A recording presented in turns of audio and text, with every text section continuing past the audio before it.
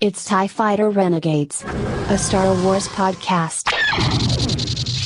Woo, it is time for that TIE Fighter Renegades. I know that whenever these drop, it is one of the favorite times of not just myself and my co-host, my man, Robin Freebeard, but of all of you out there listening. I know how hot this show is. I know how excited. I see some of the numbers that we can track, but I don't want to track you. But it's always good to know that you're digging what we're putting down, because in this whole thing of geekdom and nerddom and so much more, I do think that, I hate this term, but I'm going to use it. And it's no reference to the recent Netflix movie either, but I feel like Rob and I are kind of the old guard online with appreciation for our franchises and so on. But we have admittedly, there's a lot of Star Wars news to get into. We know you all love that. And we're going to see if we can talk a little Star Trek, and maybe we'll get into a bit of a bonus topic that I actually teased on Sovryn Tech. We'll see if we get to it here. If not, it's something that certainly we can talk about in the next episode. But anyway, Rob, welcome to TIE Fighter Renegades once again. It is time to get into action, man. Oh, yeah. Yeah. So, I guess we'll just open this thing right up. We are going to finally get into our Clone Wars review. We'll get to that in actually just a few minutes here, because I know you've all been waiting for that. But opening it up, we ended the last show, or at least it was a major thrust of our last show. We were talking about EA's newly announced Star Wars Squadrons, which is their latest. I'm sure they think it's a magnum opus, but it might as well be a flaming bag of shit. But okay, it might be good, right? we should withhold some judgment. But the one thing I think that go ahead. Ironically, the gameplay trailer dropped, I think, like within minutes of us recording. Yeah, which I did include it in the show notes because it dropped like literally minutes after we were done. It was really, really, yeah. And I mean, let me ask you about that first. When you did see the gameplay trailer, what did you think, Rob? I mean, mechanics wise, it looks like it might be okay. It is kind of weird that, we're seeing starfighters move the way we haven't seen them move at all in Star Wars before, where they're doing, kind of like they're drifting, right, kind of like a car would. That's a little weird. So I can't really, until I get into it and actually try it, I can't say whether that is going to be a worthwhile, sort of thing that adds to it or not. Part of me wonders, do you think that has to do with like the engine not being updated yet to how it flies in actual space, and that's like an engine designed for atmospheric battles? Because that's how, when you fly in Battlefield 3, it kind of feels like that. I mean, that game. Well, they showed those maneuvers being pulled off in space. Right. So, I mean, and one of the developers did an interview too, and they specifically pointed out that yes, this is something we're intentionally adding to, I guess, the I don't know if you would say mechanics. The lore, but the mechanics of starfighters. Yeah. Okay. Yeah. Okay. Yeah. That is very interesting. Okay. Well, I all right. Yeah. I mean, I saw it and I felt, I was like, okay, this looks all right. Yeah. I mean, they clearly are showing, reverence of some degree to the X-Wing and TIE Fighter games, and so far as the interface goes. Yes. You control, shields, engines, and lasers. You can redistribute the energy to where it's going to go. Right. So I did like that they have that in there. Yeah. I think the most important thing, frankly, regardless of how this trailer looked, the most important thing was that it existed, because it basically just proved that, okay, no, this is something that they've been working on. It's not like just some placeholder announcement to placehold excitement, quite frankly. Yeah. So it being a thing that exists in and of itself is probably the most important point of the trailer, regardless of what's actually shown on it, in my opinion. Thoughts on that? I think they've learned their lessons with, not necessarily announcing, but sort of like, letting the cat out of the bag as to what games are development and then canceling them. They've canceled so many Star Wars games that I think they've learned now that they can only really let anything out and show anything until it's like almost ready to go and it's actually going to happen. Which I also think lends credence to the theory that, leaks are bullshit. Right. Like when they don't want something to be leaked, it does not get leaked. Yeah. So, but when it does, it's coming from the company. Yeah, it's by design. It's part of the plan, part of the marketing. Yeah, exactly. I agree with that. Yep, I agree with that completely. Let me ask you this, and on a couple Sovryn texts ago, I got into this conversation around the price of video games. Mm-hmm. Would you be, and we've had the conversation, we might even have had it when we were talking about Squadrons in the last episode of TFR. Would you be, if the game, for it to have no in-app purchases, no loot crates, none of that crap, and maybe even free DLC, would you be willing to spend $100 for a game? Fuck no.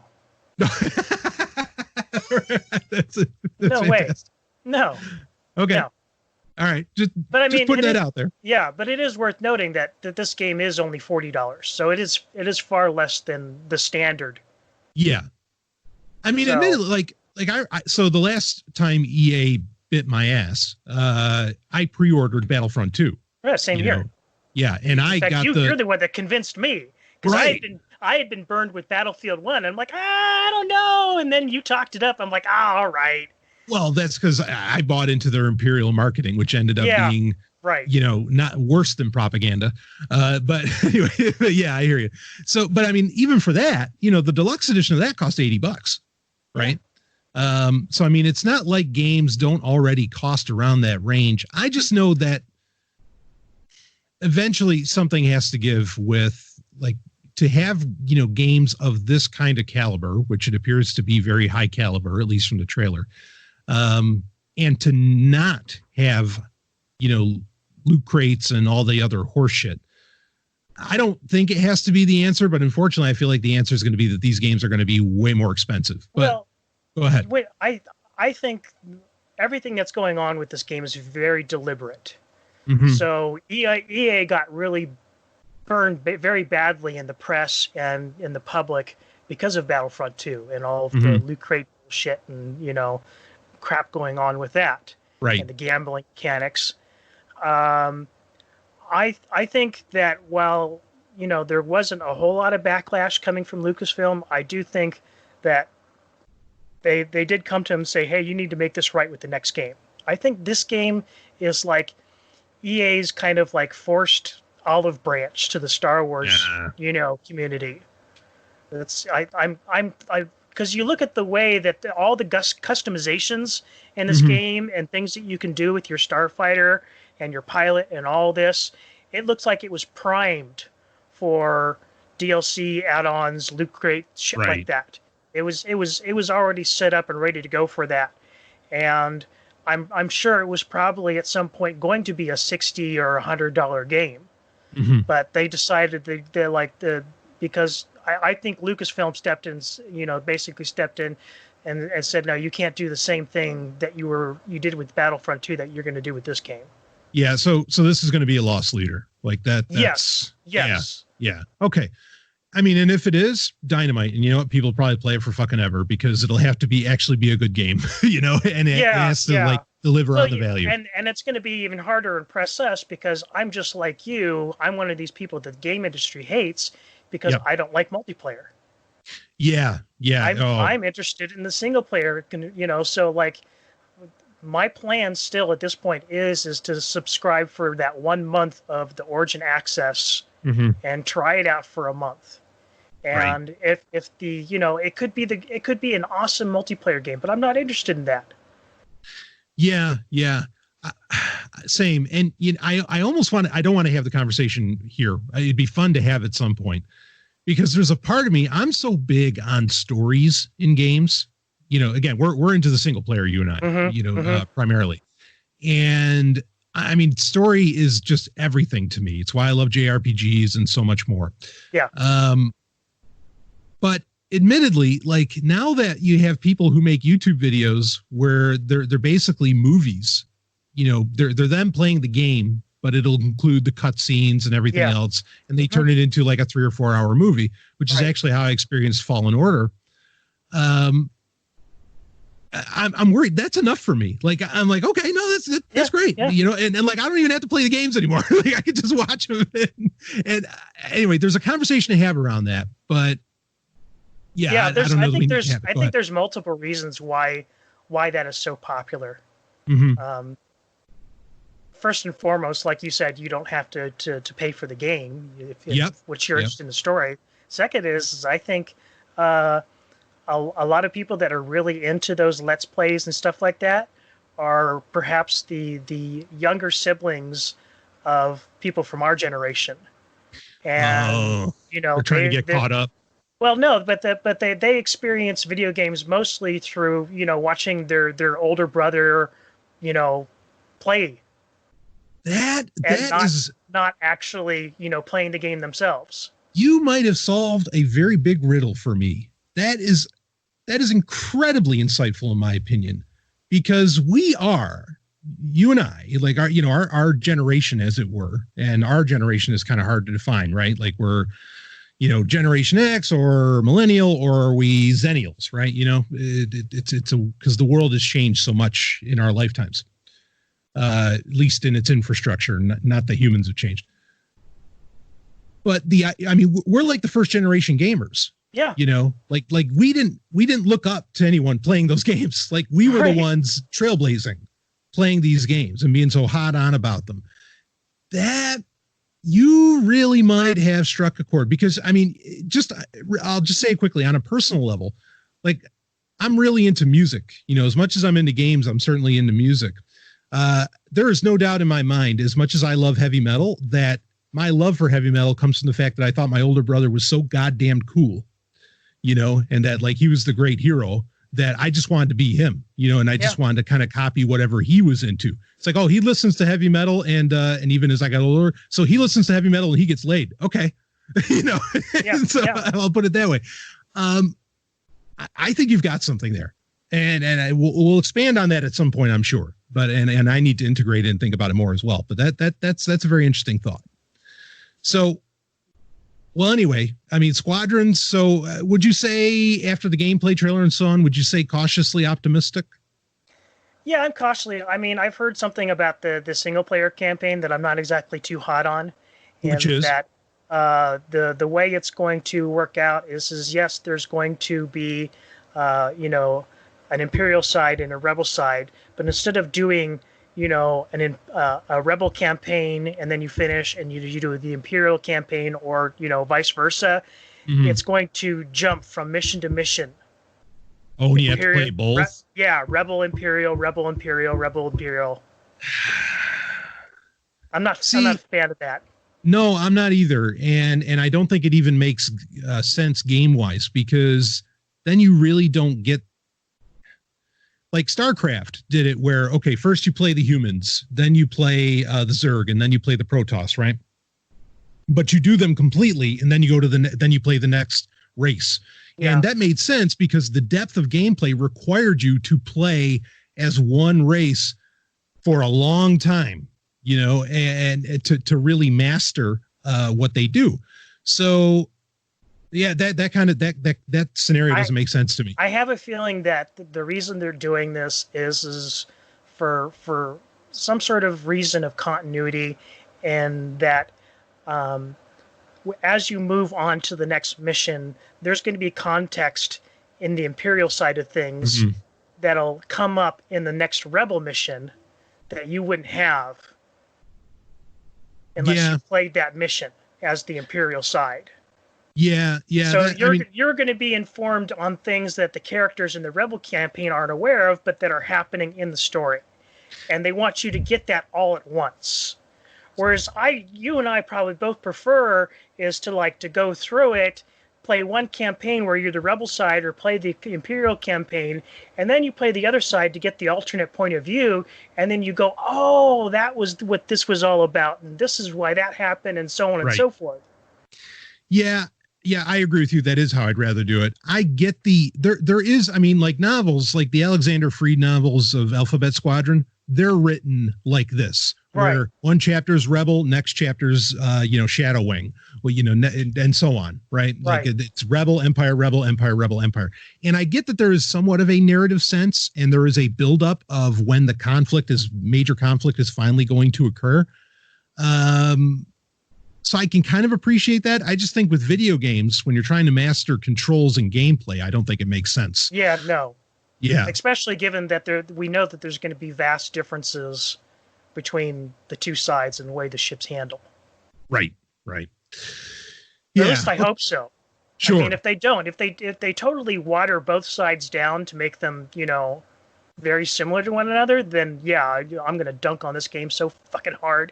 Oh, it's going to suck. That would suck. I mean, part of why I think TIE Fighter, the original TIE Fighter game, is better than X-Wing is because, I mean, there's a lot of reasons, but one of the primary reasons is that how fleet action and starfighter action occurs for the Empire, because it is so vastly different from what you do in X-Wing.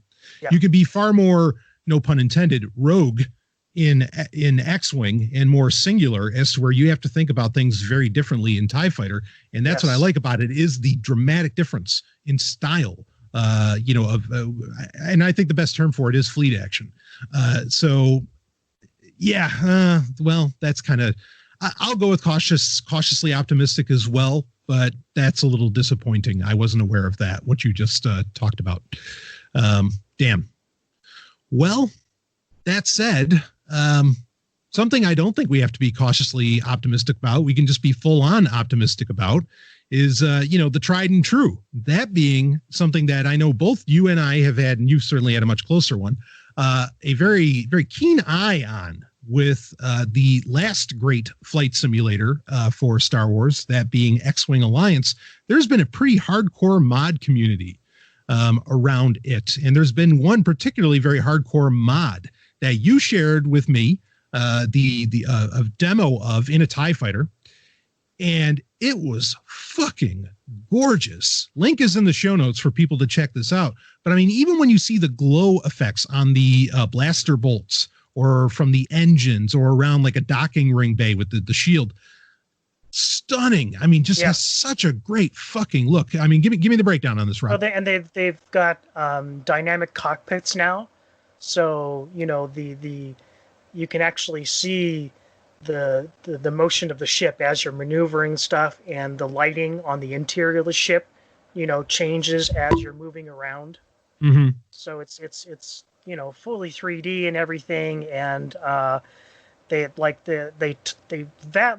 finally done with the TIE Fighter cockpit what I've been wishing for they did for years, is that the original TIE Fighter game was designed for a 4:3 aspect ratio.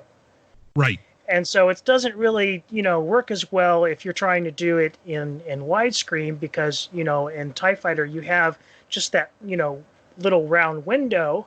Yes. And, 2/3 it looks looks of the elliptical space afterwards, yeah. Yeah, 2/3 of the space is filled up by just, metal walls, of the interior of the cockpit.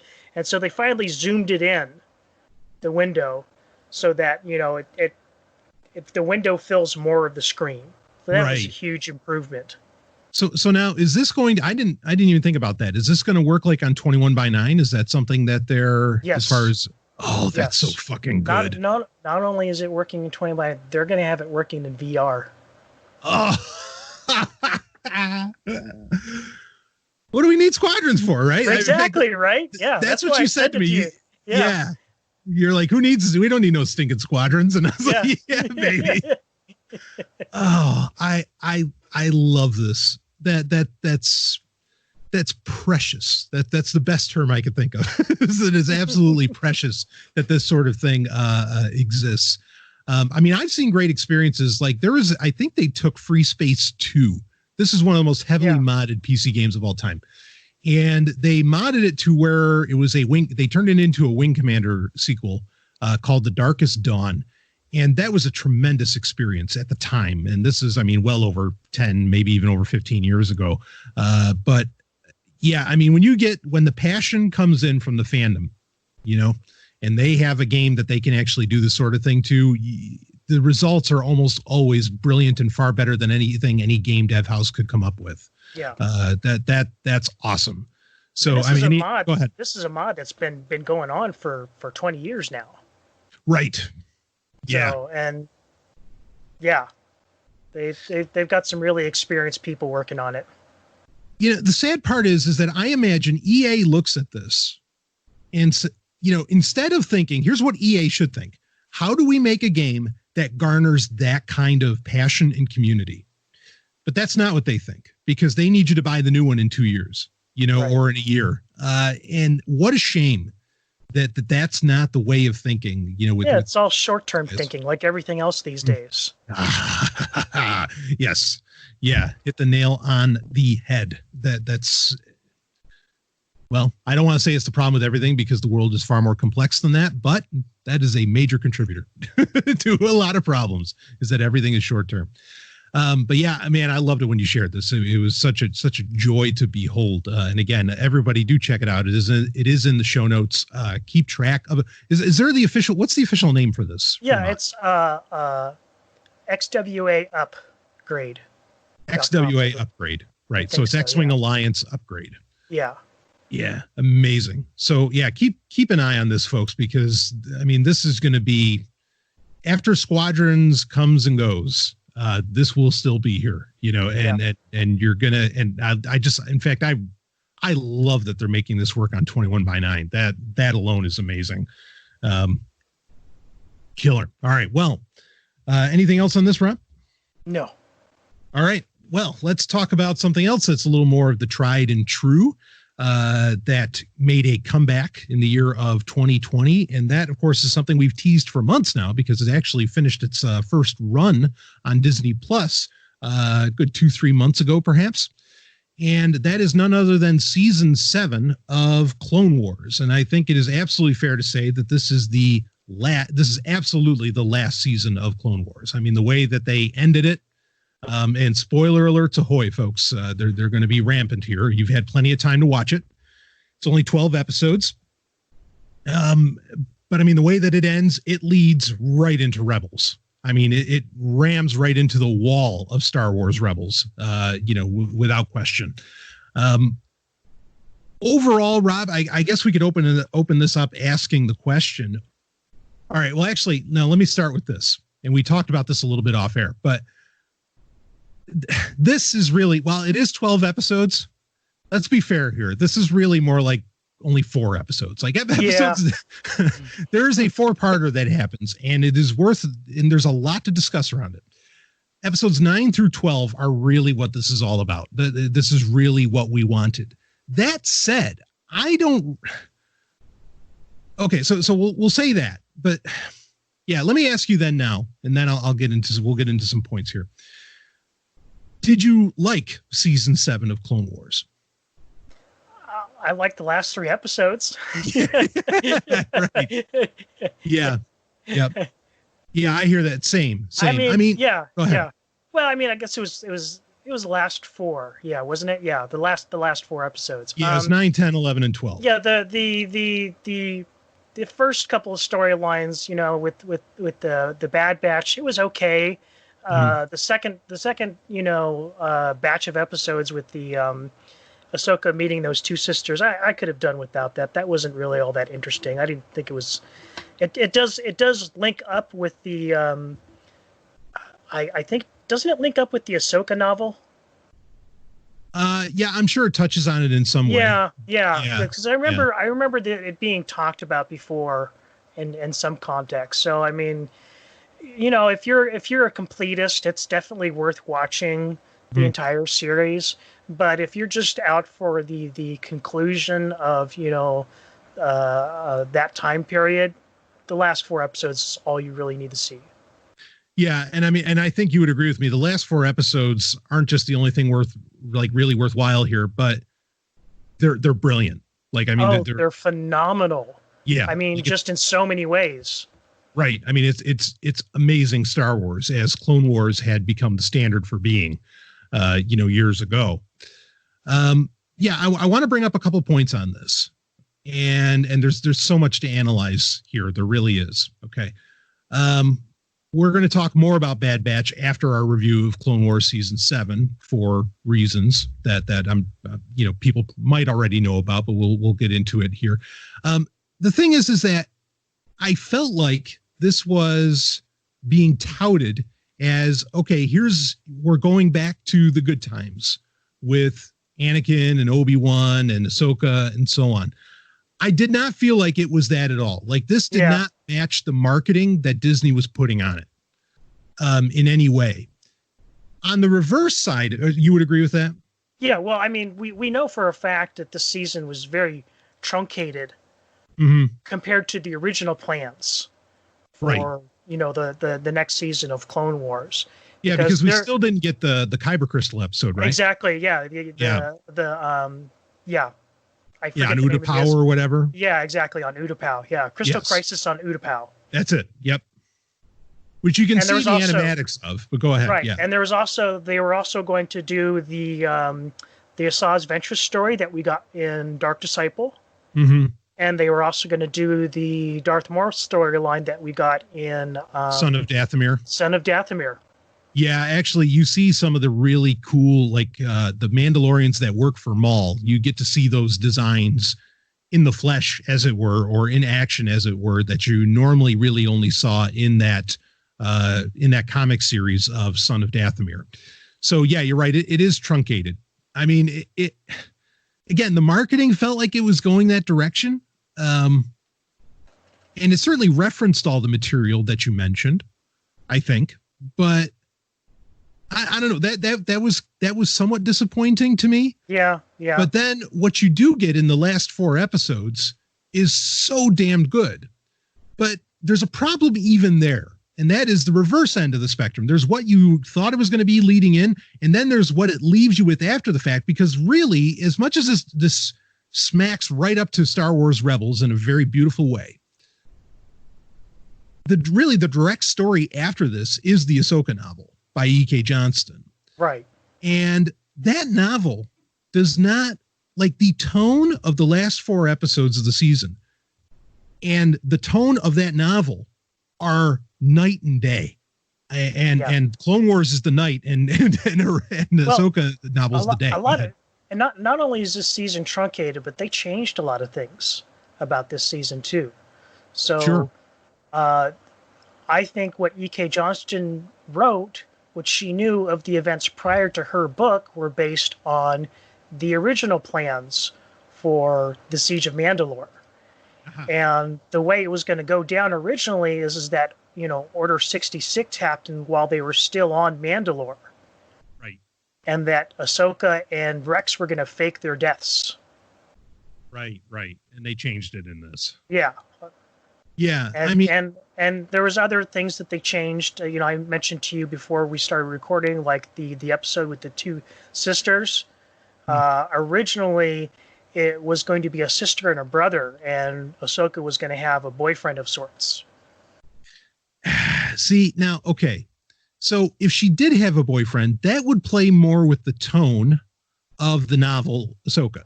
Right. Because that was the novel Ahsoka, in my opinion, was squarely aimed at, frankly, teenage gals or teenagers, whatever. I mean, I know it's an adult novel, but exactly. Yeah. But the last 4 episodes of Clone Wars season 7 were dark as fuck. Oh, I mean, it was exactly what you wanted. It's what you expected out of Ahsoka. It's the Ahsoka you anticipate being a precursor to what you get in Rebels. It just made a lot more sense. And so for now, if you were exploring this chronologically, to go from that to the Ahsoka novel, I feel like would be almost whiplash, because she's acting like a little kid when no, she just buried however many clone troopers, right. And so on. There's more to say about the boyfriend thing too, but go ahead with your thoughts. Well, I mean, it would not only was it dark, but it was really deep, even for Clone Wars. I mean, Rex having to deal with and process the fact that all of his brothers have been had their minds hijacked, and they're now trying to kill him. Yeah, and he's going to have to he's basically saying, they're not going to stop. We're going to have to kill them, or it's going to be us. Yeah, exactly. I mean, that's I'm sure he has some serious PTSD after that. Yeah, absolutely. No, of course he would. Yeah, I thought Maul. I mean, what did you think of Maul's like performance? And I feel like they were trying to inject some of what they might have had in mind for the Underworld movies that would have played off of Solo. I feel like that was trying to get injected into those 4 episodes or in Maul's appearance in this, which I'm not complaining about, I mean, because all of that was really in Son of Dathomir already anyway. So it really just made sense. Right. I thought he was, I mean, when you realize, and they don't beat you over the head with it, they slowly build to the fact that, this is happening concurrently with episode 3. Right. Once you realize that, I mean, that alone, just knowing its context just darkens and drops the mood. Yes. Yes. And we'll just get this out of the way. Maul was right. Yeah, right. About everything. Yeah, well, break it down. I mean, he wasn't in on Sidious's plan, but once it started going down, he figured it out really quick, and he knew exactly, who was the pawn in that situation, and even though Ahsoka had seen, his dark side, in fact, she had been told, she had been given a vision while on Mortis by her older self, warning her about her master. Mm-hmm. And she didn't remember that, or maybe she just didn't want to believe it. Yeah. I like Maul. This made Maul an even better character, and he was already a great character. Yeah. Like he has lines and statements and, dare I say, philosophies that he lays out inside of 4 episodes where I'm like, yes, like, yeah, exactly. No, I mean, sure, he's evil, but like he gets it. He understands the nature of power. He understands the nature of, so much. I mean, I loved it. I thought it was dynamite when he said to Ahsoka, how'd it go? He said, justice is just a construct of, the current power base. Mm-hmm. I was like, holy shit. Yeah, how do you get away with saying that? that's the interesting thing about Maul is that, he's already tried to go after grasping power for power's sake. Yes. And from here on out, he learns that is a losing game. And so he learns how to be a survivor. Yes. And that's what's on display here. Yes, he expressly states it. In these episodes, he says, we're not going to be able to stop what's coming. All we're going to be, we can't stop the chaos. We're just going to have to figure out how to survive within it. And I mean, it was just, oh man, there's so much to take away. And Sam Witwer, I mean, on his game, he sounded fantastic. As he always does as Maul. Awesome. And it makes me, I mean, if this is the way that Maul was thinking, I find myself actually saddened that we're not getting more of those stories that were being set up by his reveal in the Han Solo movie. Because boy, we could have had a good time. Well, I mean, there's there may be hope in the Obi-Wan series. That's true. That's a good point. Because they did just cast Hayden Christensen to reprise his role as Anakin Skywalker. So obviously they're going to be going back in time. Yeah, which that was, in my opinion, a great move. Yeah, that's news in itself and worth it. Go ahead. Yeah. How is it they figured out this now, and yet they couldn't do that for the sequel trilogy? Obviously the problem wasn't Hayden Christensen. He's more than happy to reprise the role. Right. All right, let's talk about this for a minute, because this is a major aspect of there are things outside of even the storyline of the Clone Wars that we got with season 7 that I think point at very interesting things about Star Wars and where its direction in industry. When you get to, and I think it's only when you get to episode 9, they went back to the original Lucasfilm logo from the 70s. Mm-hmm. Did you notice that? No, I didn't. Okay, yeah. So like where it's just the green letters. Mm-hmm. And actually, really, I do. Yeah. Okay, I do remember that. Yeah. Yeah, where it just says like a Lucasfilm production. Right. Yes, before it was like the silvery thing that we've been dealing with since. It was a typical JJ nostalgia play. Well, I wonder about this. So because to me, it kind of feels like as soon as this part comes in, then suddenly that stamp shows up, and a part of me feels like I wonder if this is going to be if that original logo is going to be the stamp of Dave Filoni. And because I can imagine a scenario where Filoni said, George, I want to inspire confidence in the fans. Can I use this? Is that okay if I use your old logo? Can I have your blessing? Yeah. And because I feel like, so here's what I'm feeling is, and I've talked about this, I think I might have talked about it on Sovereign Tech. We may have talked about it on TFR in the past, but I do kind of buy into this notion that there is a civil war going on inside of Lucasfilm itself. Not necessarily just within Disney, but even within Lucasfilm, where you have the Kathleen Kennedy camp and you have the Filoni camp, or the Filoni, whatever the Iron Man guy. I keep forgetting his Favreau. Name. Favreau, yeah. And you have the Favreau Filoni camp, which is basically the George Lucas camp, right? The old school camp. Because I feel like that there's like the first half of this, of Clone Wars season 7, that feels very much like a Kathleen Kennedy production, even to the point where Ahsoka would end up having a boyfriend and there'd be some cutesy love play.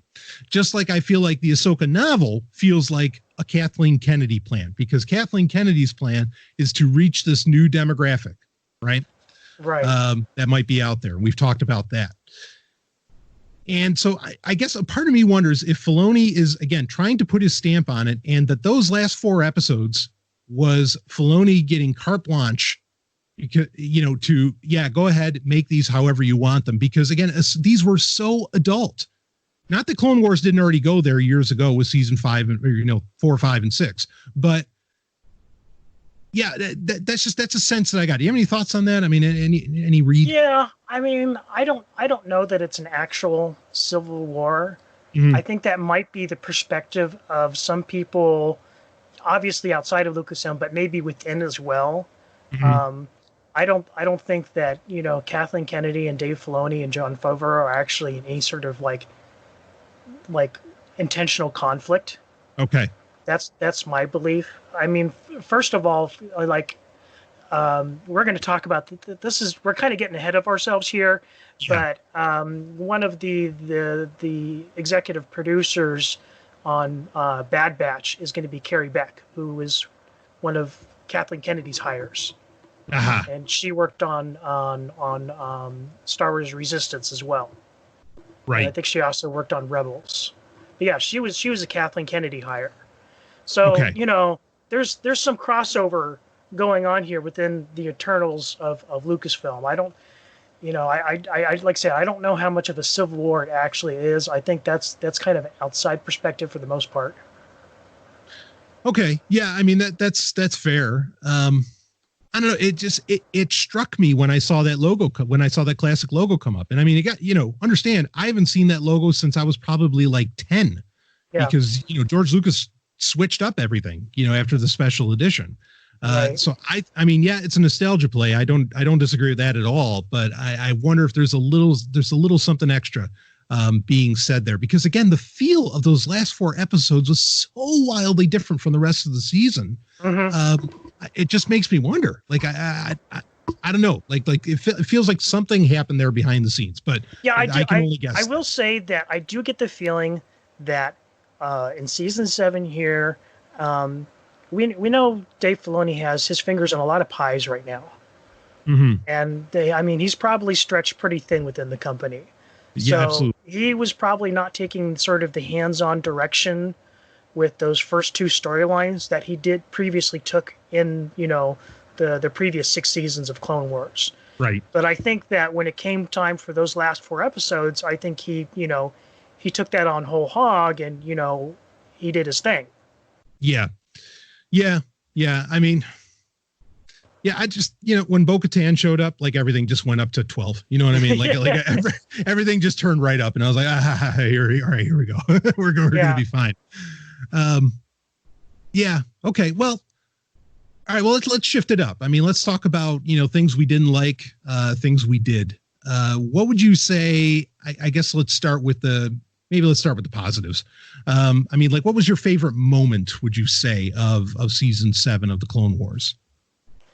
I kind of, already hinted this before, but, that conversation between Rex and Ahsoka, when they're getting ready to face off with, literally the entire army of clone troopers down in the hangar bay. That was one of my favorite moments. And obviously the last moment there with Darth Vader. Oh, with Vader. That was going to be my bonus pick as well. Yeah. Go ahead. Yeah. So I'd say those are my top 2 moments. Yeah. I definitely, that's in the Vader moment is in my top 2. That was very well done. Absolutely brilliant. Nicely ambiguous, right? We don't know if Vader realizes that she is dead or if, or what he thinks,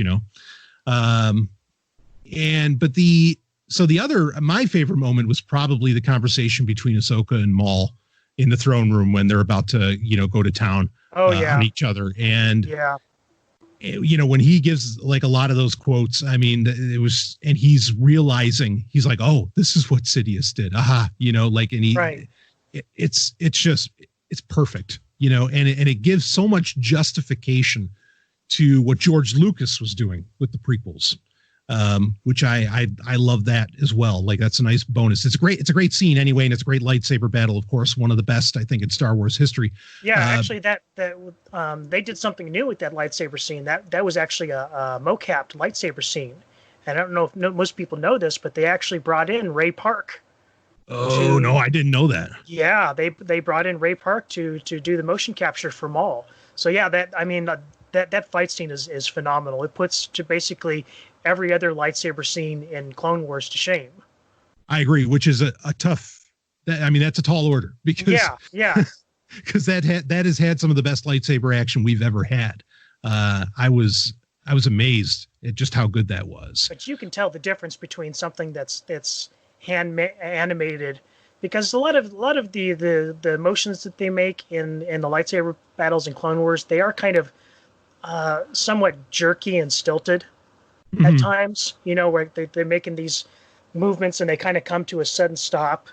Right. Like there's these weird fast swipes. Yeah, exactly. Jerk. Right. Yeah, I know what you mean. I know exactly what you mean. Yeah. So that's just a consequence, like I said, of hand animating something and being under sort of like a deadline to, get the episode out the door, because that is a very labor intensive process to do. Yeah. But yeah, you could just, that lightsaber battle that they mocapped, it's so fluid. Yeah. And that's what it was like. It was like watching water. Yes. Yeah. I mean, you are, and it's amazing how you really are with Ahsoka and Maul specifically. You are seeing two sides of the same coin, like fighting itself almost, because, and I love that comparison where, Maul's like, oh, you're just as much the victim as me, or you're just as much the, we're the same, even though we're on different sides. I thought that was just so cool. Such a great exposition of, well, again, the entire prequel saga, not just the trilogy, but the Clone Wars as well. And probably part of the reason why both characters are so popular, and they really are. I mean, when you talk to a lot of younger fans, obviously they love Ahsoka, but they really do like Maul. Like they got it. They understood Maul. It's to where I think a lot of older fans walked away like, oh, this guy gets offed in one movie and he's a badass and he's on all the merchandise. What the fuck? Like we got screwed. As to where the younger fans, oh, no, he's a big deal. Like, and they get it. And so I think, those characters being concurrent was just a brilliant move on Filoni's part. Yeah. Well, I mean, I've tried to tell a bunch of older fans, my age, that they really need to go back and watch Clone Wars to appreciate the character fully. And I still say that. I mean, for whatever reason, people still have this perception that it's just a kid's show. Yeah, not even close. And sure as hell not the last 4 episodes of season 7. No. That was some of the most adult content that Star Wars has ever done. Yeah, I agree completely. Probably the largest death count minus the destruction of Alderaan, I think, in Star Wars history as well. I guess minus Order 66. Order 66, and I was thinking of Star Killer Base as well, as much as I try not to. Yeah. I completely blocked that. That didn't even come to my mind. Hosnian Prime? No, Coruscant? What do you mean? What's Hosnian? I don't know about this Hosnian Prime. Anyway, yeah. All right, anyway, go ahead. Speaking of positives, and I know this is something normally you paid attention to, and this is something I definitely noticed, is what did you think of the music? So, okay, I'm glad you mentioned this because the music was strange, not in a bad way.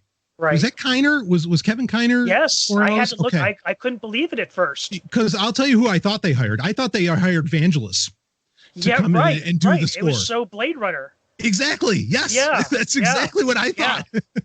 And it was weird at first, but I mean, it works.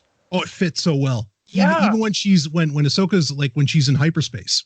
And yeah, I was thinking the same thing. And the scene and the music, it's building in tension and you can feel it coming. Mm-hmm.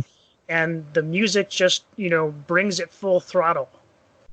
It is really the perfect music to use because we are ultimately dealing with now. I mean, interestingly, the first, say, 8 episodes, I think, or there is the music actually follows the tone of the season, maybe even sets it, because initially you're getting, tons of John Williams music throughout the Bad Batch series. Okay. I mean, you're getting the Star Wars theme playing. I mean, it feels like A New Hope again, as far as musically goes. All right. Right. Then she ends up dealing on Coruscant with the 2 sisters and everything. And that's when some of the Blade Runner score starts to show up. Now, it's perfect music for Coruscant because, I mean, watch Blade Runner and think of Coruscant and it's like, well, seedy cities, of course. And for it to get darker and darker and then get into very almost metaphysical subjects, which I feel like the last 4 episodes do, and dealing with, a lot of symbolism and other things. Blade Runner is like the only match I can think of visually to what was being put on display in the latter half of season 7 Clone Wars.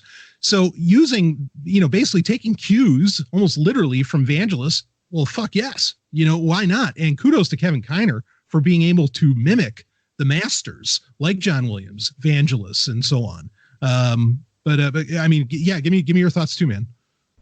I mean, like I said, I was totally blown away when I heard it, and I'd actually have to go. I didn't realize that they were adding those cues in earlier on Coruscant, but it definitely it's striking when it appears in the last 4 episodes. That the very first, like I said, that scene where they go into hyperspace and they're leaving Mandalore.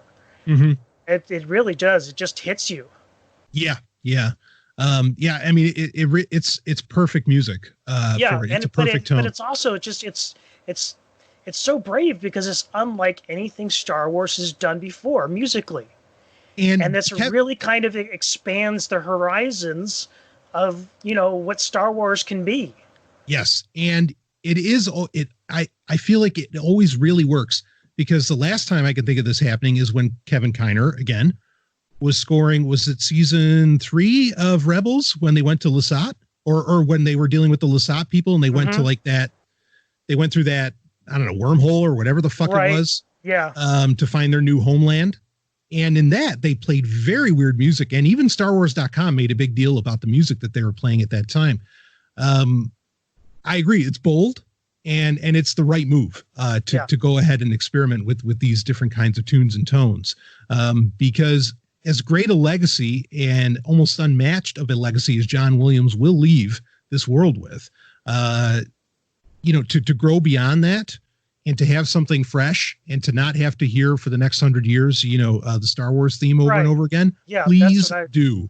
Yeah, that's what I was thinking as well. We love John Williams, but to be locked into that sound creatively, I think holds you back. Yes. And stunts you in a way. And so that to see that they can move beyond that and introduce a new sound, and that it works so well, I think is just wonderful. Yeah. I mean, in my opinion, so I loved what Giacchino did with Rogue One. I thought, like, even the opera scene with, Vader in the, in fact, we got a little bit of that. That was another really great positive, is there was a moment where that echoed Rogue One quite a bit. Of course, the best scene in Rogue One, I think, is when Vader is going down the hallway, and slicing rebels to bits. Maul kind of does that too, where he's just walking, down this corridor, and he's just offing clone troopers, the whole time. And it's almost shot for shot in a way. We did also get the Chirrut Imwe quote of the forces. How does it go again? Yeah, I am the force. I'm one with the force. The force is with me. Like Ahsoka ends up saying that. Right. Which fine, whatever. I mean, again, paying platitudes to Rogue One, not a bad move, because most people feel that's the best thing Disney's done, minus maybe The Mandalorian now, to date with Star Wars. Right. So, yeah, I love what Giacchino. Go ahead. Like you said, I mean, like these episodes kind of run smack right into Rebels. So, I mean, yes. It is nice to see that, like these episodes really are kind of like the bridge to that area of Star Wars. Yeah, directly. Like we've defined that, like there is a set tone that's now been defined by Rogue One and Rebels for what that period between Revenge of the Sith and A New Hope is like, and it's different. It's very similar to the New Hope era, but it does have a character of its own. Yes, yeah, absolutely. I mean, even in fact, some more brilliant unconscious touches. I mean, they were conscious on Filoni's part, I'm sure, but unconscious touches in the first half of the season of season 7, you get the fully armored Y-wings, right? Doing their bombing runs where they have their plating on and everything. And of course we know what Y-wings look like later on when they don't have their plating. Right. They look like they're just slapped together or something. It's a great look. It's interesting that Rex, basically at the end of season 7, takes off in one without its plating. Like, it really is pointing out to you, okay, now we're here. This isn't the days when starships were beautiful and blah, blah, blah, or starfighters were beautiful. Now we're into the, the utilitarian days of the rebellion. So even like little cues like that were all put there. I agree with you. I think that this concept of the bridge was so well done with this. Yeah, I mean, just to finish up on the music, I like what Giacchino did, but I got to say, I think Kevin Kiner should basically let him score everything Star Wars for a good while, because he's great at it. I mean, he's really, really great at it. And you certainly don't want, not Joe Hedelman or whatever, that whoever the Mupron was that scored Solo. That's like the only truly bad Star Wars soundtrack that I can think of that comes to mind for me. Yeah. There's ones I don't listen to, but that one's just bad. Go ahead. I do hope that they continue to add new voices, like the guy that they got to do The Mandalorian. I think he did a fine job, and that definitely has a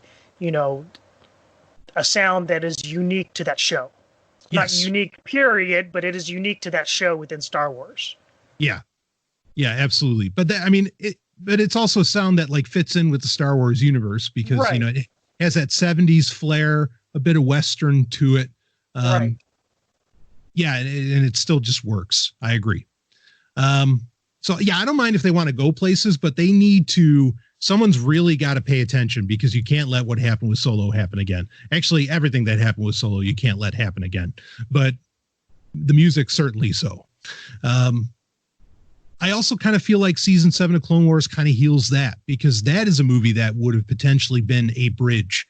Even though there's elements of it that I want to see more of, I think season 7 of Clone Wars really does become that chapter in between, like you said, and that might be the biggest compliment anybody could give it, is that it pulled that off. We feel like episode 3 and episode 4 now, they totally connect. So yeah, we have a clear line of continuity going throughout the entire timeline of stories that we've seen on screen. Right. Yeah. So how about some, you want to lay out some negatives? I mean, we're giving it all this glowing stuff, but I mean, how about things maybe you didn't like? Are we just talking about Clone Wars season 7 or just the last 4 episodes? Let's say season 7 overall. If you want to do first half, then we could talk about the last 4 episodes. Yeah, well, I mean, we did talk about the previous episodes before. Yeah, okay. So let's do last 4. I really don't even have a whole lot negative to say. That's the thing, is I don't have much negative to say about the last 4 episodes. I liked the pacing. I didn't feel like it went by too fast. They took the proper amount of time to tell the story, and they executed it almost perfectly. Yeah. I'm trying to think of any negatives with the last 4 episodes, and I really can't think of any either. The only negative I have isn't really to do with that. It's that it doesn't match the tone of the Ahsoka novel. Like, I would feel so disconnected between those two. That's not those episodes' fault, though. No. So I can't really. And here again, I wouldn't say it's the novel's fault either, because like I said, I think it was based on an earlier draft of that story. Yes, it was based on a different plan. I mean, in some form or fashion, I agree with that. Yeah, I do kind of wish that I don't know why they didn't bother to just finish the animatics for the Utapau storyline. Yeah, there was another storyline that was going to be with the Wookiees as well. There was going to be a story on Kashyyyk. And I don't know that I saw animatics at Star Wars Celebration, but I don't know that they ever released them. So those are hidden away somewhere. Huh. Okay. Well, I would love to see those at some point. Maybe they'll do something with that. I mean, because the Utapau story, like it was, I mean, they put it out there and you could watch it and go ahead. What do you got? Well, it's going to come up in the next topic, but okay. Yeah. I know what you're going to say. Yeah. Yeah. Okay. Yeah, I know what you're going to say. You're going to say that they are going to eventually. Because I just realized who I saw in the animatics, and that makes sense now. Okay. Well, I mean, certainly, I think we can wrap up the Clone Wars conversation because, and I would say this is a great end cap to Clone Wars. I mean, season 6 was an okay end cap too, but this definitely, puts the cherry on top. I mean, this brings closure and really turns Rebels even more so into a sequel series to Clone Wars. How about you? What are your final thoughts on season 7? I mean, I feel the same way, and like I said, despite the flaws, like I said, of those 2 first storylines, it's the payoff was worth it. Yes. Yeah. To get to those last 4 episodes again, as soon as Bo-Katan showed up, it's like, all right, we're on, and I agree with you there. So yeah, I think, well, anyway, Clone Wars, I would say, I think its reputation is still pretty unblemished. This didn't hurt it, in my opinion, in any way. Mm-mm. Yeah. So bravo, way to go, Filoni, for coming back really with a win. I mean, because most of the time a show like this will come back years later. I know we already had it planned out, so it's kind of easier. But a lot of times a show will come back years later and it just doesn't live up to the classics, as to where I think this totally did, certainly with the last 4 episodes. Yeah. So anyway, any other thoughts on Clone Wars season 7? No. Well, then let's talk about what is coming in 2021. And we basically, season 7, admittedly, was also somewhat of a preview for this. And that is, we are getting a Bad Batch, which was the original, mini storyline at the first half of Clone Wars season 7. But now that the Bad Batch is going to turn into its own show, its own animated show. I mean, let's just get into it, Rob. What do you think? I mean, do you think this is a winner? Do you think this is like, what the hell are they doing? I mean, give me what you got. This is a wait and see for me. Okay. Just because here again, being at Celebration, and Filoni talked about this, is that the Bad Batch wasn't actually Filoni's brainchild. That was another writer on the show, right, that came up with the idea for it. So this isn't going to be a Filoni, gig, if you will. Yeah. And those Bad Batch episodes weren't, particularly strong in my opinion either.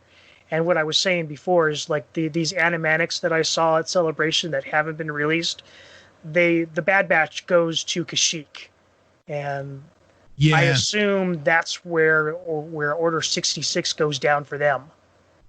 Yeah. That makes sense. And yeah, as soon as you said, it's like, oh, I know what they're doing with it. Yeah. I mean, there you go. It's an easy, and it's a Filoni storyline. So they're going to love it. I think they already had like, more, I think they had several scripts already to go for, Bad Batch episodes within Clone Wars. And they're just they're going to take those and they're expand on them in this new series. Yeah, that makes sense. I wouldn't mind if they went a little, because I'm worried the show's going to be a little too much comedy based on what we've got of the Bad Batch so far. I get the impression it's basically going to be A-Team in Star Wars.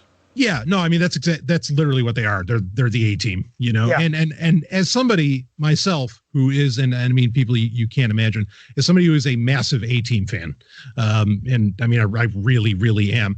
I don't have a problem with that concept in general. I just you gotta believe that when you're doing something like the A-Team where it's kind of comedic and like it's sort of almost humorous. It's not Gallagher violence, but it's almost humorous violence. You've got to be able to believe that the characters are actual badasses, right? Because if you don't, it doesn't work. I mean, they went so far as I don't know I forget what the big guy's name is in the Bad Batch, the really huge dude, the powerful guy. I know who you're talking about, but I forget too. Yeah, he was even afraid of heights, and that's the same thing as Mr. T's character, B.A. Baracus. He was afraid of flying. I mean, so they're completely lifting it right off. Right. Other than they're adding in a fifth character, which I mean the A-Team kind of did too. I mean that's a very delicate balance to pull off. Also, I will say is that it is a formula that does not work for long. So I mean the A-Team went 5 seasons and it overstayed its welcome. And I say that as a huge fan. So don't expect the show to go along. I'll say that much with the Bad Batch. Yeah, and don't expect any of the depth that you got in the Clone Wars.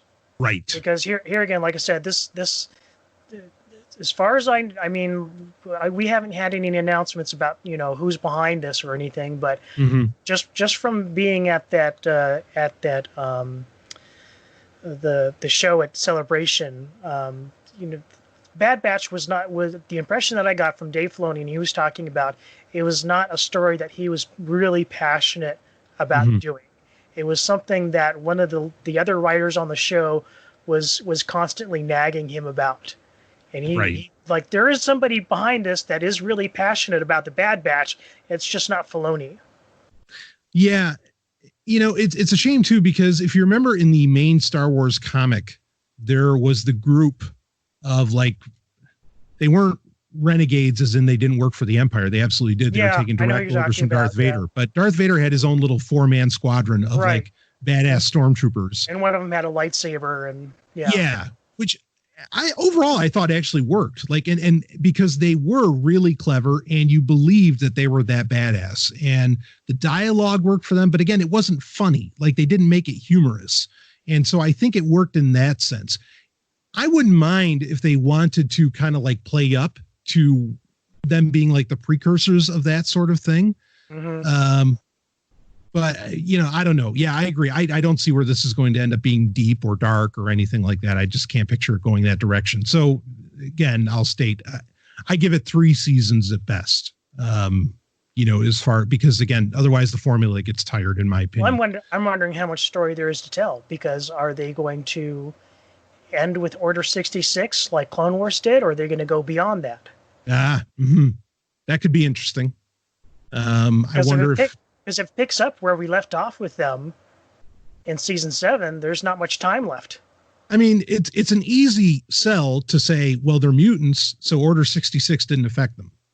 Yeah, right. And I could picture they were a batch of defectives. I mean, literally, that's that's their storyline. Yeah, right.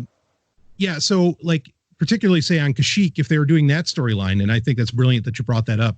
When they do that, I could see them helping the Wookiees, and like hiding away with the Wookiees. Right. I could even imagine Yoda making an appearance on the show, which would, of course, give it some gravitas. So, I mean, there's possibilities here. If it's going to follow them after the fact, that could be interesting. And the literal A-Team formula could work for them in that, they're not easily recognizable as clones. And they could just be going around, hey, we're outcasts from what was, what is now the Empire. Used to be, we fought for the Republic, and we're not a part of that. So they become, this paramilitary, ex-military group that just goes around and helps people. Yeah. They could take it that far. Again, it's a formula that you can't go for long with. But the more we're talking about it, no, I see this working. I see this like being something, and maybe having at least some, I don't know, some value, where it's not just like schlocky the whole time. So yeah, I'm intrigued. I'm like, okay, let's see what happens. Filoni's not exactly at the helm. He's executive producer, but what isn't he the executive producer of? But what the hell? I'm not opposed to this existing. I think it's fine. No. Yeah. So, all right. Move on to another subject then? Yeah. All right. I just kind of want to get your take on this, Rob, because you're one of those people you're one of maybe only a couple where, if I think I'm going crazy, you can tell me. or if I'm buying into something and you can say, yeah, and you have, no, Brian, no, that's bullshit. That's not happening. And they're like, okay, all right, I got you. And you've let's just say you've course corrected me here and there, not anything like mad dramatic, but and so I always respect that, obviously. And so there's a theory going around. Also, there's the fact that like your opinion is one of, 2 or 3 opinions that I actually give a shit about in the world. But anyway, but there's a theory going around that, and this is being purported by the likes of a character named Doomcock, as well as a YouTube sensational show and somewhat of a sensation known as Midnight's Edge, which I've appreciated some of that content. And there's a lot of others who are jumping on this idea that basically, and this sort of falls in line with that civil war we were talking about earlier within Lucasfilm, that it is being set up for the George Lucas camp for Disney basically to erase the sequel trilogy as canon, to get rid of it by using what we discovered in Rebels, which was the world between worlds. Right. And the claims go so far as to suggest that you see elements of the world between worlds in Rise of Skywalker. That's how far these people are going. And particularly they point out scenes like when we see the evil Empress Rey. Sorry, they're just so unmemorable. I even have a Funko of her up there, and I still can't remember. Anyway, so. Do you think they're going to pull this off? Do you think they're going to do this where they'll rewrite history with the world between worlds? Do you think this is going on? No, not at all. Well, I've disagreed with Midnight's Edge. I wouldn't say I have a problem with them. Doomcock's a fucking idiot. That guy, don't watch his channel. You're going to lose brain cells watching that shit. Because that guy's he's a fucking idiot, and I hate his presentation. Like I mean, it just doesn't work. It's not funny. It's not cute. Like I don't know. Anyway, go ahead. But beyond that, what I'll say is this is just more wishful thinking. It's kind of like I've lost track of the number of times that Kathleen Kennedy has been fired. Yeah. It's like saying Bitcoin is dead, right? Right. Like, yeah. no, Exactly. No, right. No. So. Yeah, I think it's wishful thinking, and not only that, even if it was happen, it would give me further reason to move beyond what Star Wars in that era has become, because they would be doing exactly what you and I talked about would be the worst case scenario. The worst use for that plot element of the world between worlds is to do exactly this kind of shit. And it's the same kind of, bullcrap that Marvel and DC have been pulling in their comic books for years and years now, and basically has caused both you and I to pretty much abandon the comics industry. Yes. Yeah, because they're constantly rebooting the universe. Right. And there's like a new canon all the time. And again, this would be Disney doing it once more. And they got away with it once. I don't know if they can get away with it twice. Is bad. Well, let me ask you this. Would you be opposed? It sounds like you're opposed and it's the worst idea, but would you be a happier person if the sequel trilogy wasn't canon? No, not really. Because in my mind, the best case scenario would have been for it to not be made at all. Yeah. And that's never going to happen.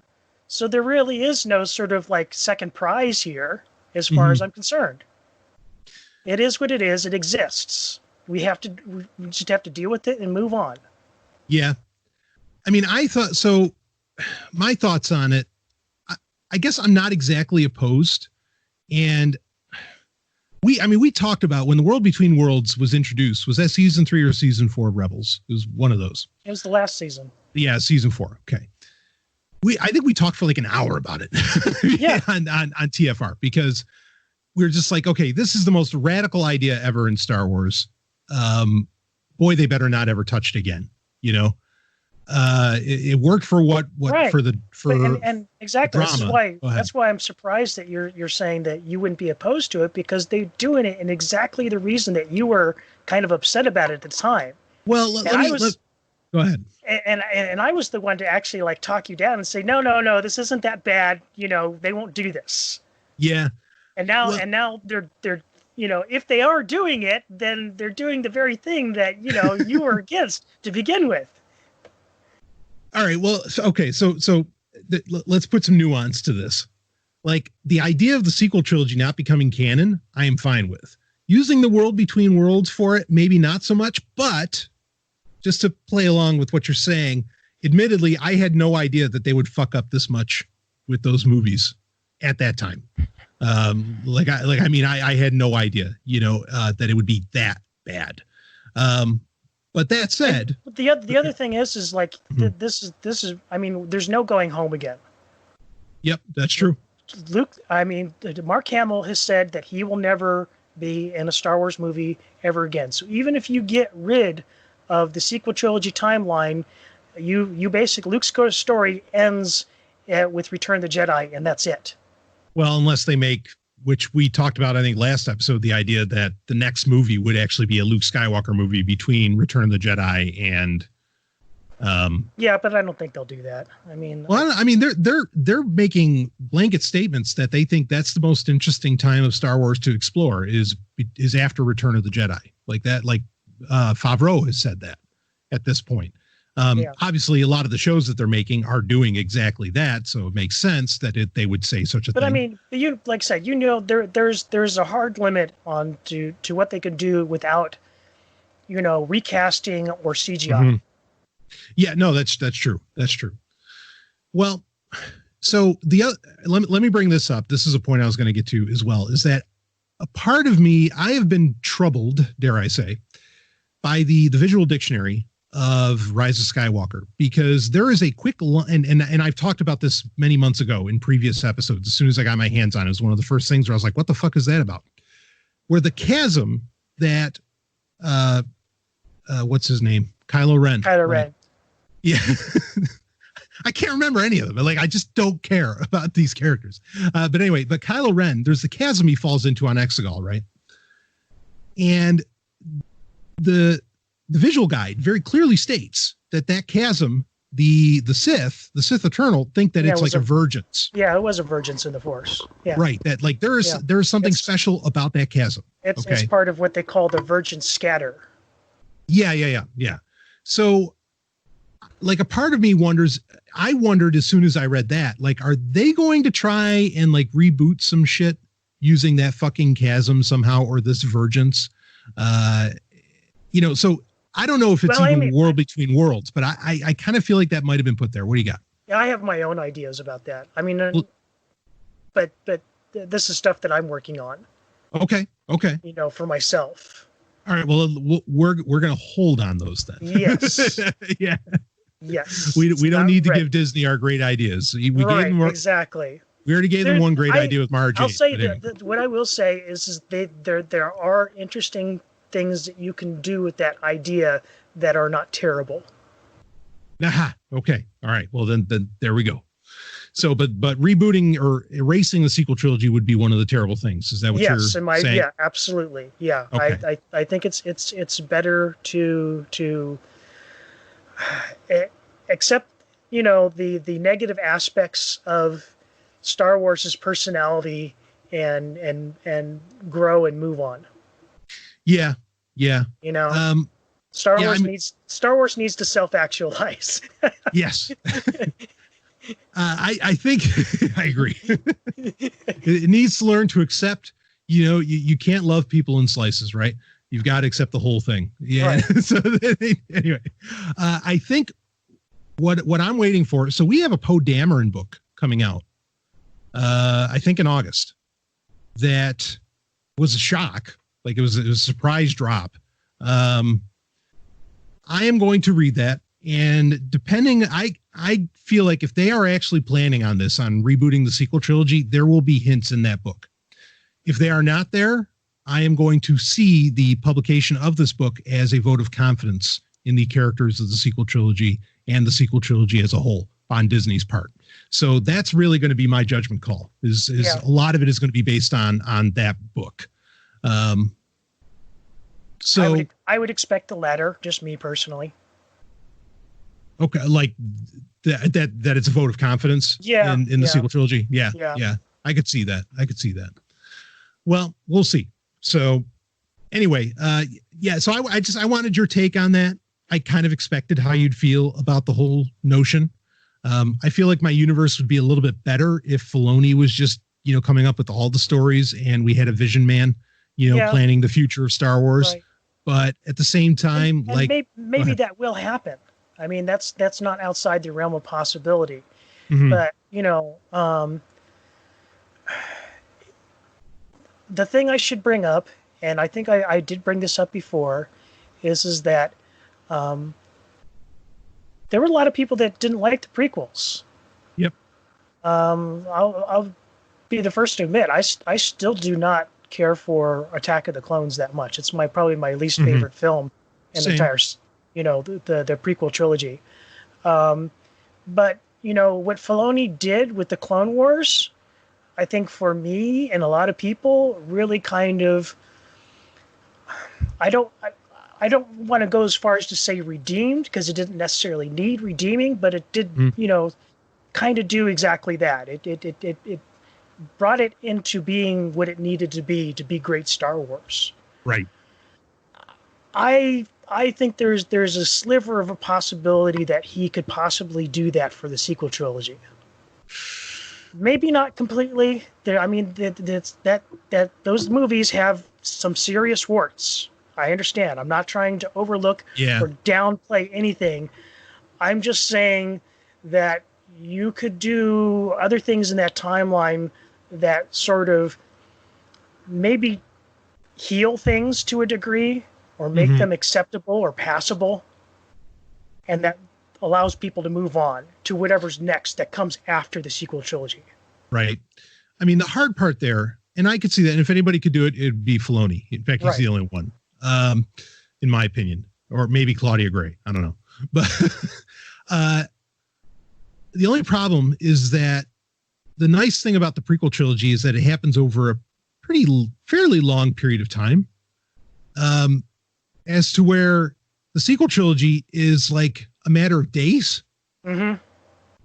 And I mean, I think it's a miracle if that was a month of time that spanned there. And there's no real time to extrapolate and to expand on those characters themselves, like Clone Wars did, where it made the characters that maybe people thought were lackluster in the films, but then turned them into, shining stars in the Clone Wars. Right. And then that, just bled onto the movies and made the movies even better. Right. You can't do that exactly with the sequel trilogy, or at least I don't. Go ahead. Yeah, I recognize that, and my responsibility, or my response, I would say, is that you don't necessarily have to even use those characters. You could just create characters that exist in that universe at that time period that had some sort of impact and were doing something that was, just as important or more important than what was going on in the sequel trilogy. Yeah, okay, I can agree with that, because the Poe Dameron comic did actually did a fairly good job of that. You got great moments with Leia. You got great moments with Poe. You got, even great moments with Snap and, whoever. So yeah, I could see that being possible. I mean, we even got Loris Anteca, more of him in the Poe Dameron comic that worked, right. Right. So, and was interesting. So, okay. Yeah, I could see that happening. All right. Fair enough. But boy, that's a long haul. But it's a tall order. No doubt about it. Yeah. Yeah. I mean, if anybody can do it, it is Filoni. If they give him the time, I'm sure he can make it happen. I do feel confident that he could make that happen. But it definitely would take time and really great stories. And I don't think that kind of thing would come about anytime soon either. Right. I'm seeing 5-10 years down the line. Yeah, I mean, because the first thing you'd have to do, you have to make Hosnian Prime fucking mean something. You've got to make that star system mean something. So when it gets destroyed, holy shit, I mean, you freak out. Go ahead. Maybe that's what they're going to do is, they're going to focus on that time period between, Return of the Jedi and Force Awakens. Yeah. Yeah. I mean, you've got to make the First Order more legit. There's a lot of work. Yeah. I'm starting, as you talk about it, I'm starting to see where this could happen. So, okay. No, fair enough. I like it. I like it. Yeah, I'm personally feeling like I don't know that they're planning on rebooting the sequel trilogy. I do think the Civil War element is still accurate. Like I was talking about earlier, that I think there's a Kennedy camp and a Lucas camp, more or less. Mm-hmm. But I'm not totally buying into yet this idea that they're going to reboot that they're going to make the sequel trilogy non-canon. Well, you want to shift on to something else? Sure. Okay. So this will be our last subject for the episode. We'll save some of the other stuff for another one. But we got to get this in. We don't have to spend a ton of time on it. But something that as far as I know, this is canon. But holy fuck, I wish it wasn't. CBS, shifting franchises here. We're going to Star Trek. CBS released a 2-minute trailer for Star Trek Lower Decks, which is an animated series for Star Trek. Obviously not the first one. The first one was Star Trek, the animated series from the 70s, which was fantastic. And this, well, call it, Rob. I mean, when it's coming out in August. Pile of crap. Yeah. It's Rick and Morty in Star Trek. Yeah. And that's one of the worst ideas I've ever heard in my life. Like, I love Rick and Morty. I'm a huge fan. I think I keep saying that about a lot of things in the show, but I'm a fan of Rick and Morty. I even have, I have, figures and whatever else. I think it's just a terrible idea. What do you got on this one? Well, it's always a terrible idea to copy, somebody else's work. Yes. When Star Trek has been the trailblazer, there's no need to copy. Yeah, exactly. Yeah. Right. Yeah. Yeah. And they're even going so far as to grab one of the writers from Rick and Morty, and they're even using that in the advertising, as like they're intentionally trying to attach themselves to that, fandom. Mm-hmm. Which I don't know how much of a crossover there really is. Yeah, I mean, I know a lot of Rick and Morty fans are Star Trek fans, like the older fans. But I don't think the people who are fans of New Trek. Oh, I don't know. Yeah, I don't know, because Rick and Morty's pretty highbrow for that type. You know what I mean? or pretty lowbrow. I mean, it goes both ways. That's true. Yeah, that's fair. That's fair. But I mean, I would say at the same time, as much as I enjoy Rick and Morty, I don't want it to be any element of my Star Trek. I'm not interested in that. Like that doesn't even make sense to me. I have diverse tastes because I'm a human being and I have diverse feelings.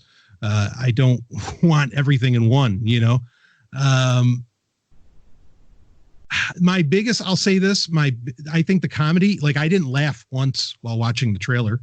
and it's meant to be comedic. This is a show about like the people who, aren't on the bridge. And I'm okay with doing a show like that. And there have been series that have concentrated on that where they did some episodes of Voyager where they did literally Lower Decks crew, they concentrated on those characters. Yeah. And it worked. Even like within the first season, they did that. And it really, really worked. Babylon 5 has done that. There's lots of shows that have done that. Or, a show that was all about that was Red Dwarf. And that show's a goddamn riot. I love Red Dwarf. Hilarious. But this doesn't look like that. And also you have to compete with the fact that, Star Trek has a history and an expectation. And I think that's something worth, paying attention to and sticking with. If you just want to make parody, then make parody. Don't make it Star Trek, right? I'll say this. I want to ask you what your biggest problem was with it, but I'll tell you mine. My biggest problem with it was towards the end of the trailer, and you have the guy who's nude. And he's like playing up like a sexy, like, I don't know, he's pretending to be the captain, and like a gal walks in and he stands up and he's nude and he's like, it's almost like a Simpsons moment or something, know? And what my problem with it is that, so Star Trek's finally willing to really go there with nudity, and they turn it into a joke.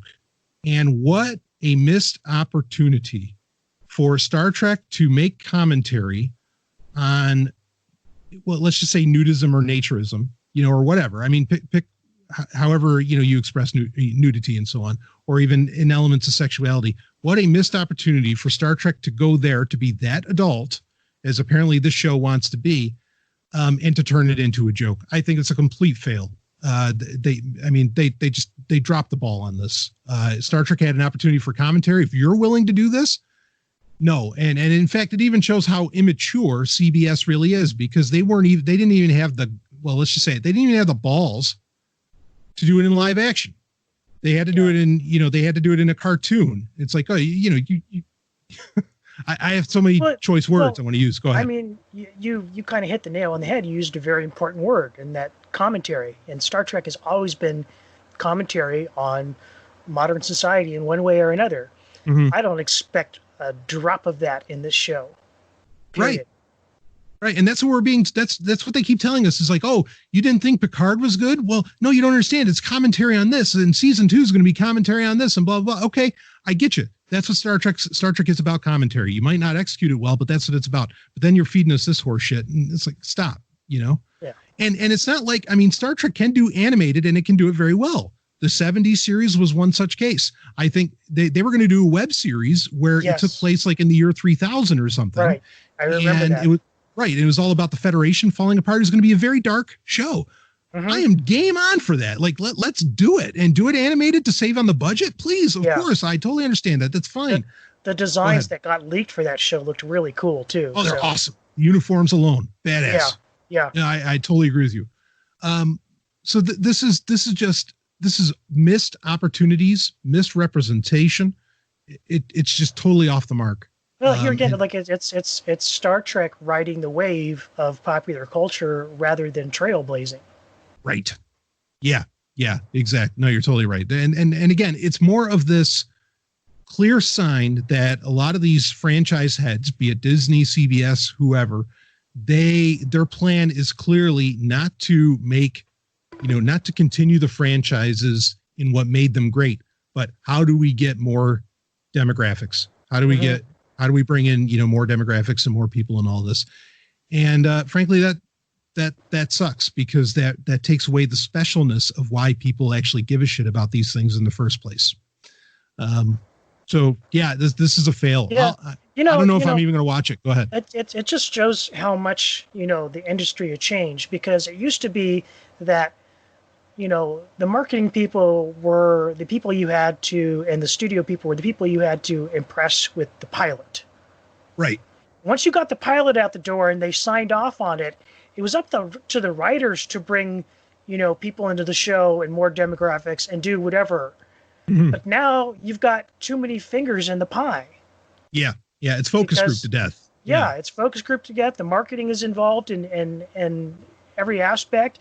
The studio heads come and, they're having. It used to be that, if the studio heads wanted to see the dailies, they'd have to go down to either the production studio or the sets to see them themselves.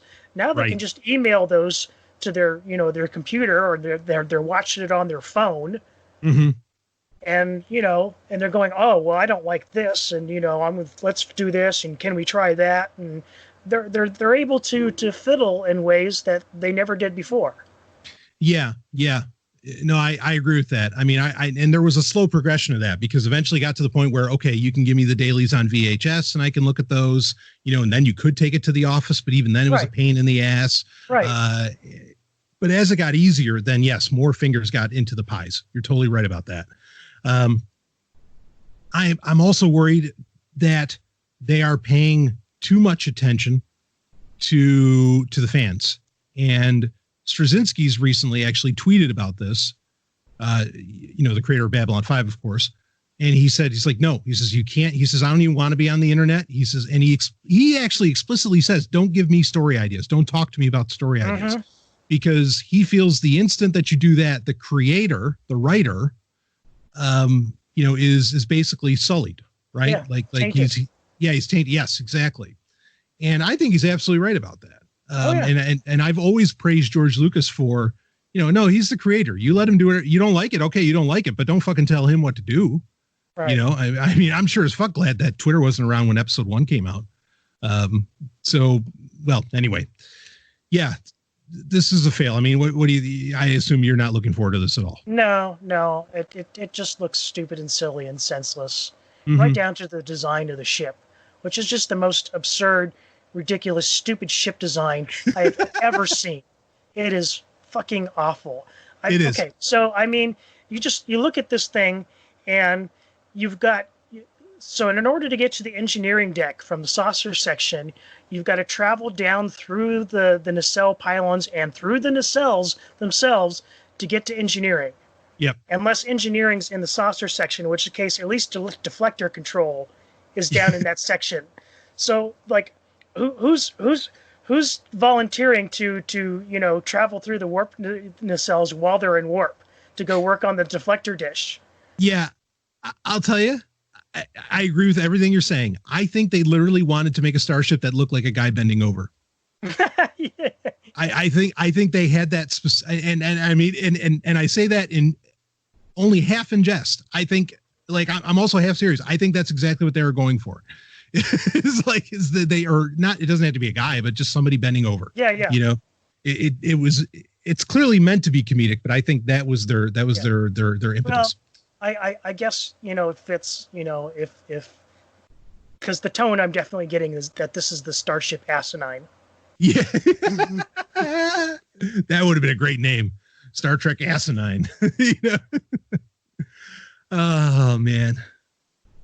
I mean, on a bright side, actually, IDW started coming out with, they just restarted a Deep Space Nine comic book series. We haven't had one of those in, maybe 20 years or over a decade. Yeah. And I read the first issue. I loved it. I mean, so there's some good Star Trek out there, but it's not on CBS All Access. I'll tell you that much.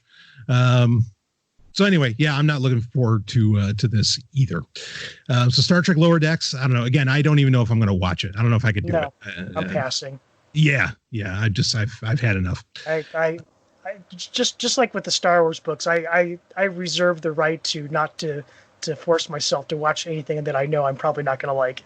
Yeah, well, I'll tell you, you didn't miss anything with the new Shadow or the new Alphabet Squadron novel. Oh, I'm shocked. It was just another ridiculously long, fucking pointless. I mean, it just, pointless. It didn't go anywhere. I know it's supposed to be a trilogy, so I guess there's going to, and it definitely sets up for another book. It was horrible. It wasn't horrible. I mean, Alexander Freed's a fine writer, but it didn't do anything. There was no weight. There's nothing that matters that happened. So there's your review, folks, for, what was it? Shadow Wing, I think was the title of it, or something like that. Just not worth your time. Though I am interested the Dr. Aphra book comes out end of month. I'm on board for that. We'll see how that goes. Yeah. Anyway, okay, so why don't we we're here at the end of the show. Why don't we get in our picks, and then we'll wrap this baby up. Right on. So I'll start off, because mine, I don't think mine will really take long to talk about. I'm not going to say how I ended up finding out about this book, but I find it is something I find strange. H.G. Wells was a very prolific author. However, if you talk to most people, at best, they know 4 books, maybe 5 by H.G. Wells. But again, he had written like 30. I mean, fiction, nonfiction, and so, I mean, he's just written tons and tons of fiction, well beyond The Invisible Man, The Time Machine, go down the list of them, right? War of the Worlds, and so on. I ended up discovering this book called Men Like Gods by H.G. Wells. It was a little bit of a later book from him. And it is what could be considered a utopian novel. It is utopian fiction. It basically has to do with characters in 1923 so it's post World War I, who end up getting transported due to an experiment in an alternate universe to an alternate Earth. But this alternate Earth's history is very, very different from our Earth's history. And basically for 3,000 years, they never had a dark age. And so for 3,000 years, they've just been, progressing, like going up, and they've gotten to the point of utopia. It is an anarchist novel explicitly. This utopia, this alternate world and H.G. Wells had a lot to say about societal issues. He definitely used his pen to, his fiction as well, to describe how he would like things to be. He was one of those guys, and this is one of the cases where this is, to him, was like his perfect world. And it's impressive because I don't think most people think of H.G. Wells as being an anarchist, but he absolutely was. And he is explicit in this book about anarchism being and because whenever, like, there's a politician that ends up going to this parallel Earth, there's a priest, there's all these other characters, and the utopians, as they're called, I mean, just wipe the floor with them philosophically. Now, it falls prey, like many books that have a societal message, it falls prey to the problem of where there's very long speeches. I mean, it kind of almost feels like an Ayn Rand novel, unfortunately. I was just thinking that. Yeah, exactly. But it's H.G. Wells, so he's actually a great writer, and I think it works. And it's so shocking to read these ideas, especially from 1923, or from the early 20th century. And from somebody who is so still well regarded as H.G. Wells is, to debate. Basically, I don't want to say conspiracy, but I'll just use that term. It almost feels like there's a conspiracy that his utopian works, of which this is not the only one, his utopian works have been completely ignored. Not because they're not as good as War of the Worlds or The Invisible Man or, whatever. I think it's because, publishing houses just want to steer clear of this shit. They want to steer clear of anarchism. I love it. I think Men Like Gods, I thought it was a tremendous, tremendous book. I really had a lot of fun with the fiction. I like reading utopian fiction because if I'm going to take the time to escape, I might as well escape to a place where things worked out. And, unlike Star Trek Lower Decks. I recommend this. If you love H.G. Wells, any of his work, you are in for an absolute treat. And it's so comforting to know that somebody so brilliant, went the distance to where he's like, yeah, no, you know what? Anarchism. Let's go. Anyway, so there, I've got that. Wonderful book. So I don't think there might be an audiobook, but I think the narrator's shitty. But the book's out there you can find it. Anyway, that's my pick. So Men Like Gods. Go ahead. That's something I'll definitely look into. And I definitely subscribe to your theory about why it's not as well known. In fact, I think there's probably even an element now that, a lot of books now are sold or bought by publishers on, well, can we sell this as a movie script? Right. And we know anything with anarchism is not going to pass muster. Something like War of the World wills, because, you can have, you can show off scenes of the military being heroic. Yes, exactly. Yeah, I mean, like, how has The Dispossessed never been made into a film? That doesn't even make sense, right? It's such a well-regarded book. It's such a popular book. Ursula, Le Guin's, I mean, her other books have been turned into movies, but that one that's about anarchism, no, we're not going to put that out there. So that I think there is a concerted effort as far as that goes, to keep that from being a part of popular media. So anyway, Rob, what do you got, man? So speaking of anarchy, I'm going to review a game, and which the default state is anarchy, because you in this game are on a planet by yourself. Oh, okay. Yeah, and it's a game that I actually I didn't think I was initially was not that interested in it, because it's in the survival genre. Mm-hmm. Think Minecraft and what is it? Ark and some of these other sort of games. Oh, like Dead Island, maybe? That's more of a first person. Anyway, yeah, go ahead. Yeah. Well, this one's first person as well, but it's basically, you crash land on this, basically it's a water world, it's a planet completely covered in ocean. Minus Kevin Costner. Right. But and you start off with a lifeboat, and you have all these kind of tools to go out and collect resources and upgrade your technology and build things. The reason, I tried it out on a whim because I got it for free. Mm-hmm. And the reason I stuck with it, I'm like 20 hours into the game now, and the reason I stuck with it is because it actually has a really good story. And there's a lot of different moving parts going on in the story. There's I want to say almost like an Ancient Aliens sort of storyline right on. going on here. And then you also kind of have the sort of Gilligan's Island sort of, aspect to it. Because like I said, you're this lone survivor. Mm-hmm. There are other survivors, but you go out looking for them and you find what you will. But I mean, if this is basically Waterworld the game, I'm there. I love that movie, damn it. But most of it takes place under the water. Okay, gotcha. Because you're going out and you're salvaging, wreckage from your ship and from other ships that have crashed, mm-hmm. and you're collecting resources from and you're basically, the entire game takes place basically underneath a underwater caldera. It's like a extinct mega volcano, super volcano. Okay. And so that's kind of like the confines of your gameplay area. So and you're in a submarine, right? Or you have a submarine. You can build one eventually. You start off all you have is the life raft.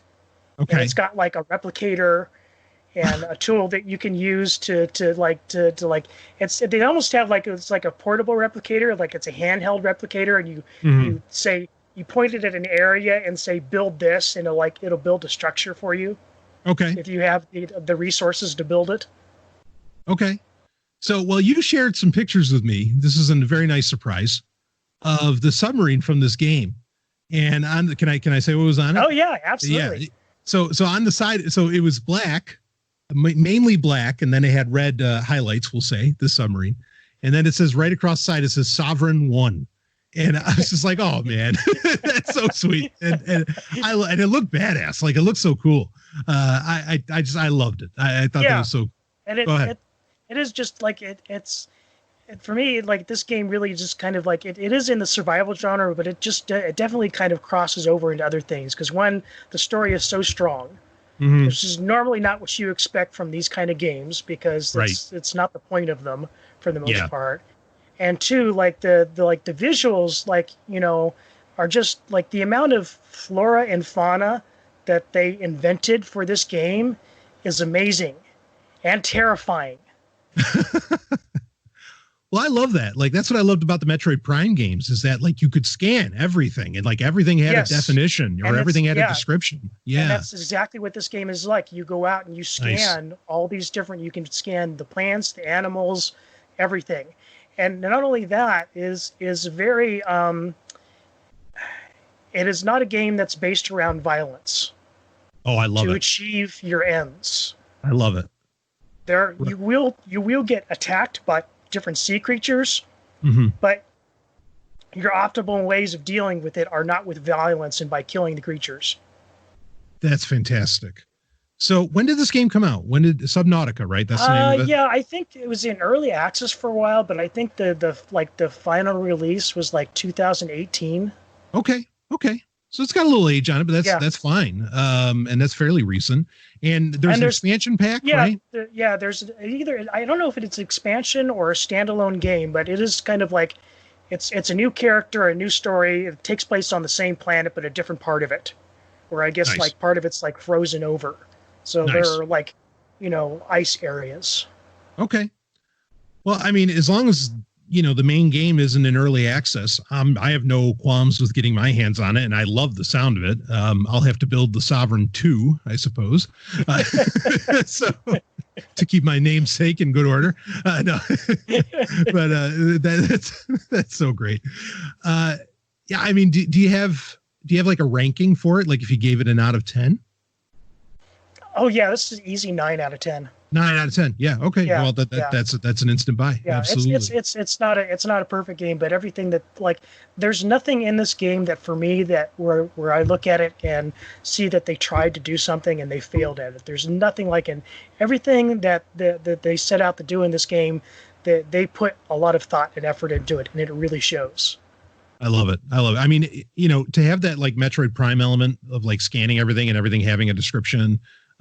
The open sounds like somewhat open worldness of it, and things like you can go anywhere within like I said, the confines of this like extinct super volcano. Yeah, it does let you go beyond that point, but if you try to do that, then it spawns like all these like mega leviathan creatures that come and attack you. Well, it sounds like it just sounds like a great mix. Like of different elements. And I love a good storyline, especially in a game type that you wouldn't expect it. Right. Just like actually I was mentioning on Sovereign Tech recently, like Age of Mythology, an RTS usually doesn't have that great of a story, where like it's a laugh out loud story at points or makes you feel at points, whatever. But I feel like that delivered on that. So when a game can do that, it can have a really great story. Well, I was just saying at the top of the show how important story is to me. So I'm on top of this one. I'm there for that. It's a great sort of like mystery that you have to solve. In fact, it's multiple mysteries that are interlinked. Fuck, it's like Myst. I would say it's actually better than Myst. All right, that's impressive. Yeah, all right, I'm going to pick it up. Fantastic. So Subnautica, 9 out of 10 from Rob. I think that sounds like an instant buy. Do you know, is it on anything besides PC, or is this basically PC only? Do you have to get it on Steam? No, it's also available on the Epic Store. Oh, those guys. I'm not going to endorse them, but it's available. I don't think it's on GOG. I don't think so. It might be. I haven't looked. Yeah. Like I said, I got it for free on Epic when they've been giving away games left and right. And, right. I'm stuck at home bored like everybody else. I thought, I'll just give this a shot. And I thought I was just going to try it for an hour or two, and it sucked me in. Nice. The best games, that's what they do. Actually, the worst games do that too, like World of Warcraft, but this is not one of those cases. It's sucking you in for the right reasons. So I love it. All right, so 9 out of 10, Subnautica, definitely pick that up. And of course, H.G. Wells' Men Like Gods, have a good time with that one as well. So I'm feeling pretty good.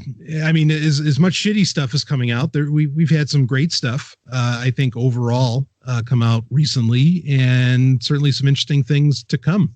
I'm feeling pretty good about sci-fi, I guess. Not. Yeah. I mean certainly. Go ahead.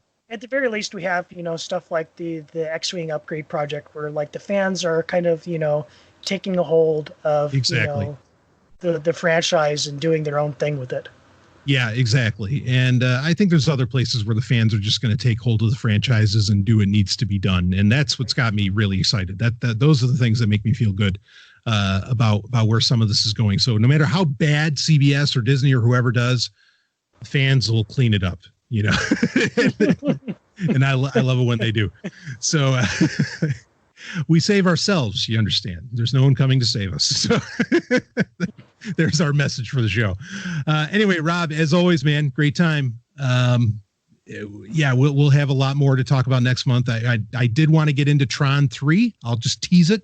We're definitely going to talk about it next time, I think, because there's a lot to say, a lot of BS to get out of the way, but then, get at what's actually happening. And that might be exciting as well. Might be cautiously optimistic. Hopefully we'll get some more news too. Yeah. I'd like to have a little more news, even though we did get some degree of official word. But anyway, we'll talk about that next time on TIE Fighter Renegades. And we will see all of you on the other side.